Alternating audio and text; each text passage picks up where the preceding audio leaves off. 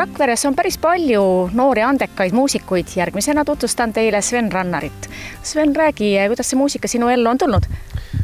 No, ma isegi täpselt ei mäleta, sest ma hakkasin muusikaga ju tegelema siis, kui ma olin väga väike poiss. 3-aastaselt võitsin juba esimese lauluvõistluse ja eks see ema poolt need geenid on tulnud. No, sinu Facebooki lehekülg kirjutab, et kui otsid kedagi oma koosviibimisele, siis kutsu Sven Rannar. Päris hea reklaamlause.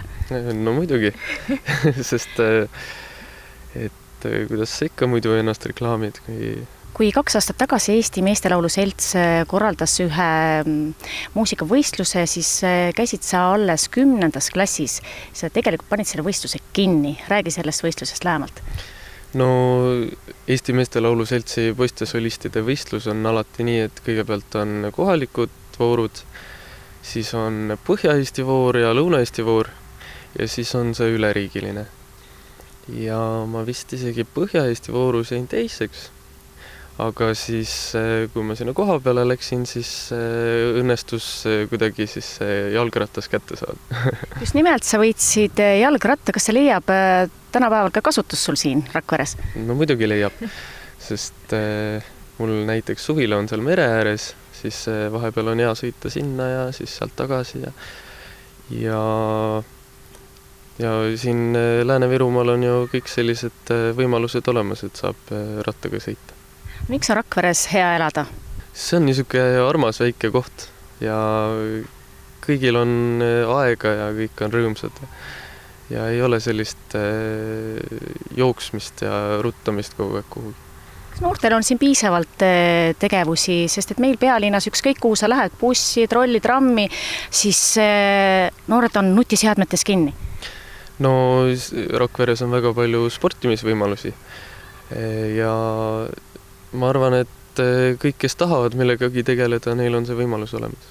Kui nüüd natukene veel muusikast rääkida, siis siin Rakveres on palju andekaid noori lauljaid. Äsja intervjueerisin Emilit ja Alexit. On nad sinu konkurendid või saate hästi läbi? No pigem ikka saame hästi läbi, sellepärast, et esinemispakkumisi jätkub ja mina pigem viimasel ajal olen läinud nii-öelda süldi peale ja et kui on juubelid ja asjad, siis võib alati kutsuda. Aga muidugi ka igasugused sellised aktused ja asjad, et ma püüan nagu teha kõike. Mis see muusika sulle annab? Muusika on selline asi, et sa saad ennast korralikult välja elada, see ongi minu elu põhimõtteliselt.